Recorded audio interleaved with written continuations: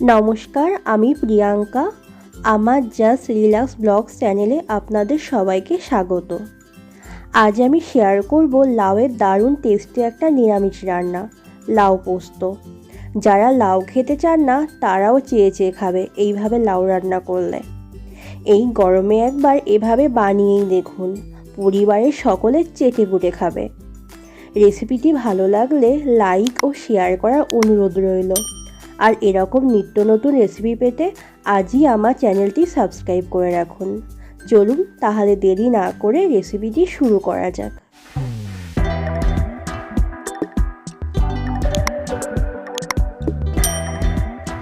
আজকের রেসিপিটি বানানোর জন্য আমি এখানে এরকম একটা মিডিয়াম সাইজের কচি দেখে লাউ নিয়ে নিয়েছি। এবার লাউটাকে কেটে নেব। দেখুন লাউটা আমি এরকম ডুমো ডুমো শেপ করে কেটে নিয়েছি। তারপর এটাকে ধুয়ে জল ঝরিয়ে নিয়েছি।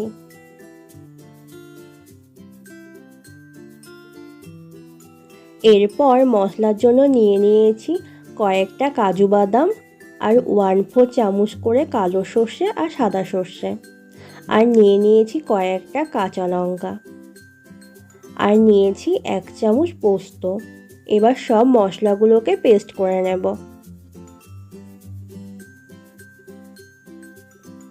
দেখুন মশলাটা পেস্ট করা হয়ে গেছে।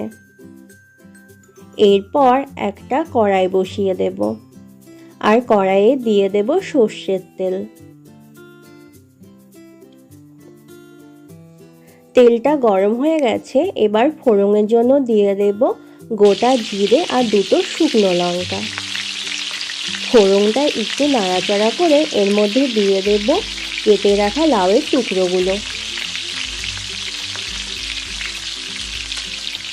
এবার লাউটাকে হালকা ভেজে এর মধ্যে দিয়ে দেব স্বাদ অনুযায়ী লবণ আর 1/4 চামচ হলুদ গুঁড়ো।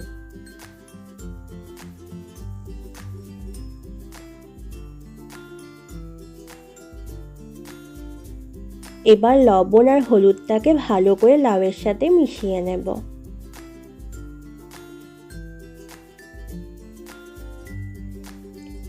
এবার লাউটাকে ঢাকা দিয়ে দেব যতক্ষণ পর্যন্ত না জল ছেড়ে আসছে। তবে হ্যাঁ, ঢাকনাটা খুলে মাঝে মধ্যে এরকম নেড়ে চেড়ে দেবেন।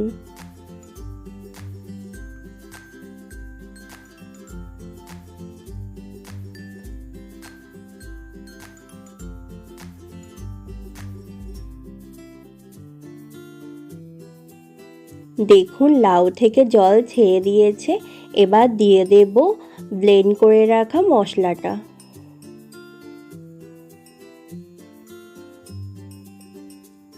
মশলাটা দিয়ে খুব ভালো করে লাউয়ের সঙ্গে মিশিয়ে নেব।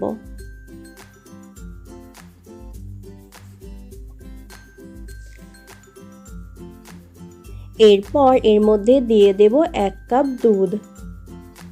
আমি দুধটাকে আগে থেকে ফুটিয়ে নিয়ে ঠান্ডা করে নিয়েছি।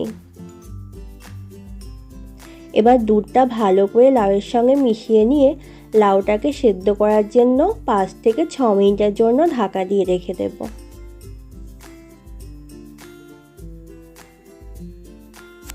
চলে এলাম 5 মিনিট পর। দেখুন লাউটা সেদ্ধ হয়ে এসেছে। এরপর এর মধ্যে দিয়ে দেব কয়েকটা চেরা কাঁচা লঙ্কা। আর আমরা তো জানি যে কোনো পোস্ত রান্নাতে কাঁচা লঙ্কা দিলে তার স্মেলটা দারুণ লাগে, আর পোস্ত রান্নাটা খেতেও দারুণ হয়। এবার কাঁচা লঙ্কার গন্ধটা যাতে লাউয়ের সাথে মিশে যায় তার জন্য এটাকে 2 মিনিট ঢাকা দিয়ে রেখে দেব। চলে এলাম 2 মিনিট পর। দেখুন লঙ্কাগুলো খুব সুন্দর সেদ্ধ হয়ে গেছে, আর গ্রেভিটাও ঘন হয়ে এসেছে। এর থেকে বেশি কিন্তু শুকনো করব না, এরকম গ্রেভি গ্রেভি রেখে দেব। ব্যাস, এবার ফ্লেমটা অফ করে এটাকে নামিয়ে নেব।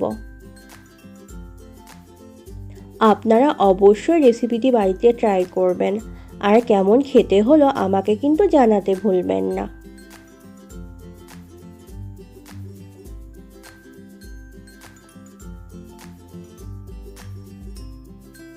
ব্যাস, রেডি হয়ে গেল আজকের রেসিপি লাউ পোস্ত। আজ তবে এই পর্যন্ত। ভালো থাকবেন, সুস্থ থাকবেন।